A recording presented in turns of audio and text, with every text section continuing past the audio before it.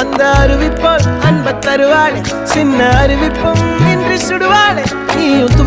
தும்மிடி ஆயுசு நூறாக என் உயிர் உன்னோட பத்திர சொத்தாக என் பார்வை உன்னோடு உன் பொம்மை கண்ணோடு பேசாமல் விண்ணோடு நாம் மிதந்து போவோம் காதாரா அடியானாலும்